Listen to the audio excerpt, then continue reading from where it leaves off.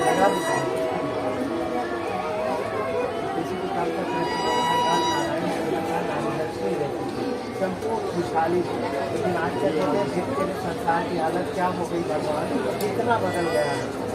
ऐसे भारत के फिर से ऐसे शिष्टाचारी भारत बनाने के लिए साइंस को जानना पड़ेगा। तो देखो यहाँ पे दिखाई दिन में केवल 2 शब्दों का उपयोग करते हैं, मैं और मेरा।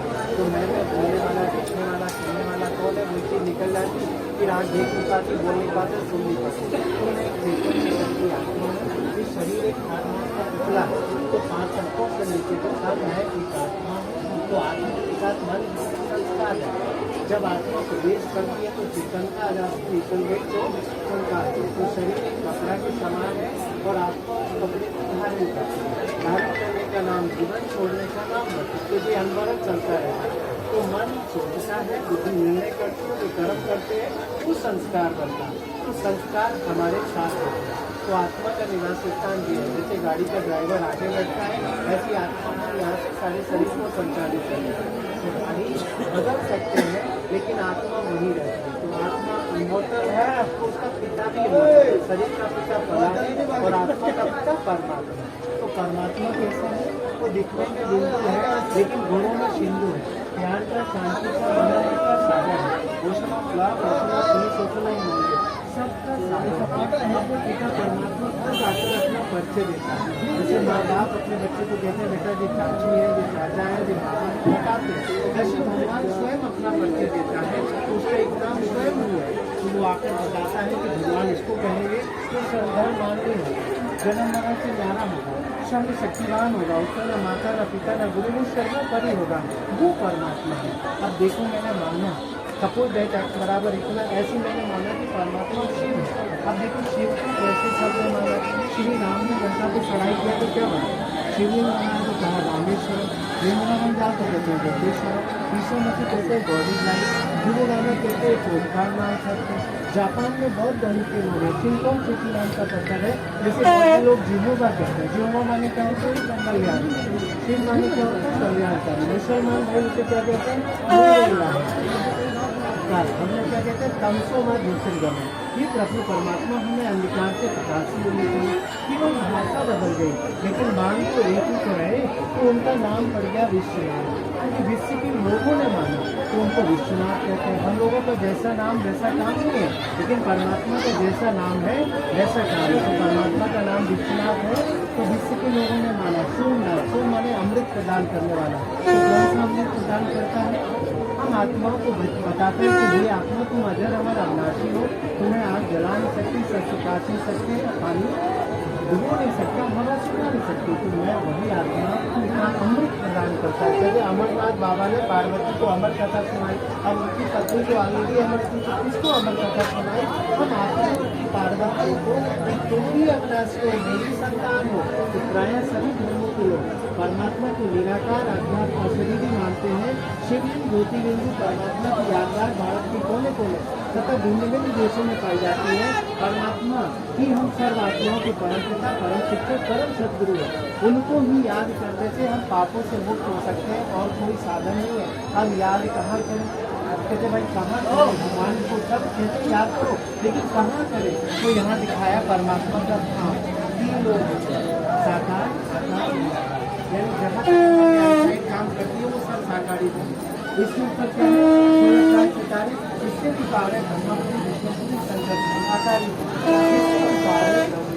या परम नाम या शास्त्री नाम या निर्वाण नाम या मुक्ति नाम। यहाँ पर परमात्मा से छोटी बिंदु स्वरूप में रहता है, ये छोटी छोटी बिंदु में आत्मा है। तो हम पिता परमात्मा के घर को अपना घर कहेंगे क्योंकि हम उसी को बच्चे हैं। यदि पति के घर को अपना घर कहते हैं या पिता के घर को, तो पिता परमात्मा कहते ऊपर तेरा, ऊंचा तेरा नाम, ऊंचा तेरा काम, ऊंचा तेरा धाम। तो वो परम धाम में रहता है। और यहाँ से हम भी यहाँ आए हैं कार्ड बजाने। तो जैसे फिल्म होती है, फिल्म में सब शूटिंग करते हैं, तो कहते हैं भाई अब कहाँ जाओगे, भाई अब हम अपने घर जाएंगे। तो अब हम कहाँ जाएंगे, संसार एक रंगमंच है। तो रंगमंच में कोई माँ है, कोई बहन है, कोई भाई है, कोई पति है, कोई पत्नी है, उस हिसाब से हम पास नहीं कर रहे, और जिसका खेल पूरा होता है वो चला जाता है। जैसे आप लोगों का ट्रांसफर होता है और हम लोगों के साथ ही रहते हैं, तो लगता है सर चले गए अब क्या करें, तो कहते हैं अरे भाई जी सरकारी प्रक्रिया है, तो ट्रांसफर है, जहाँ रहेंगे मदद करेंगे।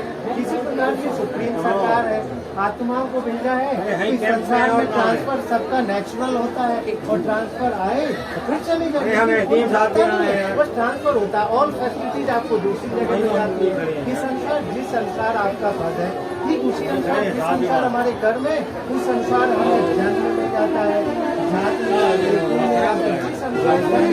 भगवान इसमें कोई इन्वॉल्व नहीं होता, जो जैसा करता है उसको वैसे मिल जाती है। तो परमात्मा परमधाम निवासी है। अब उसको क्या करें, वो कहता है मुझे याद करो। कैसे याद करो? मन माना भर माने तुम याद करो। अब हमें लगता है यार हम काम करेंगे, याद करेंगे, भगवान को करेंगे, कारोबार को करेंगे, याद करना कैसे? जैसे मैंने कहा भाई साहब आपके बचपन के लिए देखो सबसे अच्छे कौन थे, देखो आ गए सामने। अच्छा स्कूल देखो कैसा था, अच्छा टीचर देखो सबसे अच्छे कौन थे, अच्छा मम्मी की शक्ल देखो, देखिए एक माइनर सेकंड लगा आप पहुंच गए। लेकिन हमने कहा भगवान को याद करो, इतने सारे भगवान आ गए, हनुमान जी, गणेश जी, राम जी, अब पता नहीं कौन कन्फ्यूजन में आ गए ना। तो इसी प्रकार से यहाँ परमात्मा खुद बताता है कि बच्चे क्या करो, महावीर को याद करो, कहाँ बुरी नाम में याद करो, कैसे मन मना भाव। तो उन्होंने रचना चालू कर दिया, मंत्र महामय विषय के मेकर कठिन कुआं के कौन सा मंत्र, वो मंत्र है मन ही मन मुझे याद करो। बस मन कहा और हमने कहा फलाने से बात करनी है, नंबर में लाया और देखो उसका चेहरा सामने आ गया। ज़्यादा करना हुआ वीडियो कॉलिंग कर लिया, हमने बात कर लिया। इसी प्रकार से भगवान से भी हम बात कर लें, चलो कैसे हैं, अरे आप ही को याद कर रहे थे, तुम्हें मिल गया मेरा नंबर, अरे बहुत अच्छे यार, नंबर कहाँ से मिला? तो कहे ब्रह्मा कुमारी गए थे वहाँ से मिला, अरे वहाँ तो हनी दे रखा, वो तो नंबर इंस्टॉल हमारा है। तो भगवान खुद आके नंबर दे रहा है, बच्चे मुझे याद करो, मैं सर्वव्यापी नहीं हूँ, मैं खंड में नहीं हूँ, मैं कुत्ते बिल्ली में नहीं हूँ। अगर मैं सब में होता तो लोग लड़ते, सब में होता तो आप लोगों की जरूरत पड़ती। गॉड इज नॉट ओमनीपोटेंट, सबके अंदर बैर है, विरोध है, नफरत है, हिंसा है। अब भगवान को याद करने से धीरे धीरे भी कम होते हैं। अब वो आकर स्वयं बताता है। अब वो आता कैसे, तो आप कैसे आए, तो बता दिए भाई ऐसे ऐसे आए। तो भगवान कैसे आता है? जब जब वो धर्म की हानि बाहरी असुर अधम अमानी, तब तब प्रभु ने मनुष्य शरीर तो मनुष्य तन का आधार लेता है। तो कैसे? तो आपका आधार लिया, आपका नाम रखा प्रजापिता ब्रह्मा। हैदराबाद सिंध से आप एक डायमंड मर्चेंट थे, हीरे के बहुत बड़े व्यापारी थे दादा लेखनाथ जी। लेकिन आपको कैसे दिव्य साक्षात्कार हुआ?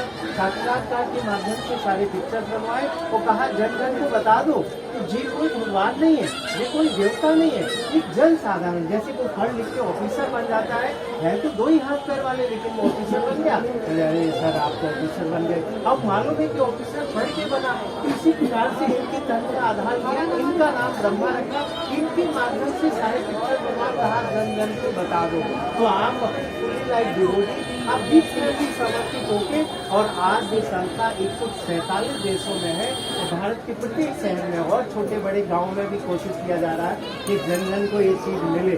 तो ये करता जा रहा है, क्योंकि सारे यूनिवर्स का फादर है, कोई 1-2 का होता वो अपने बच्चों की केयर करता, भगवान के सारे लोगों का पिता है, तो वो सबके लिए जन जन सुविधाएँ पहुँचाने के लिए ऐसा काम कर रहा है। तो इनके माध्यम से स्थापना का काम चला 1936 से आज 88 ईयर्स हो चुके हैं इस काम के। इसका मुख्यालय माउंट आबू राजस्थान है, और अपने भारत के और विश्व के 147 देश हैं, 46,000 सिस्टर 4 लाख डिवोटी, और 17 लाख लोग अपने परिवार में कारोबार करते हुए जीवन जी रहे हैं। इनके माध्यम से कार्य करना, शंकर के द्वारा विनाश करना।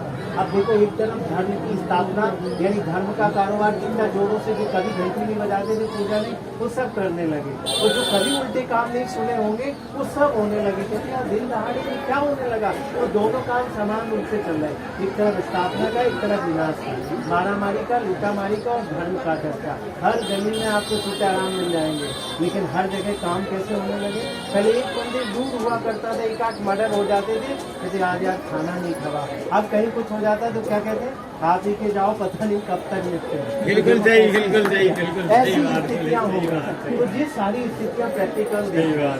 तो अब विष्णु को 4 हाथ दिखाते हैं, ये पवित्र नर नारी का कंबाइंड रूप है। 2 हाथ श्री लक्ष्मी के और 2 हाथ श्री नारायण का। इसका आध्यात्मिक अर्थ है अच्छा देखो, अच्छा बोलो, अच्छा कर्म करो। तो अच्छा देखेंगे, अच्छा बोलेंगे, अच्छा कर्म करेंगे तो जीवन क्या होगा? कमल फूल समाज। इसी को कहते हैं नर ऐसी करनी करे नारायण बन जाए, नारी ऐसी करनी करे लक्ष्मी बन जाए। कैसी करनी? इसी समाज में रहकर हमारी आईसाइट सिविलाइज हो, आत्मिक भाव हो, अच्छा देखे, अच्छा बोले, अच्छा सुने, अच्छा सोचे, अच्छा करे। तो इसी को तो कहते हैं देवता। और जिसके विपरीत करे कहते भैया देखने में बहुत अच्छा राक्षस है। तो कर्म से मानव देवता भी बन सकता है, कर्म से दानव भी बन सकता है। तो दोनों चीजें। तो यहाँ शिव और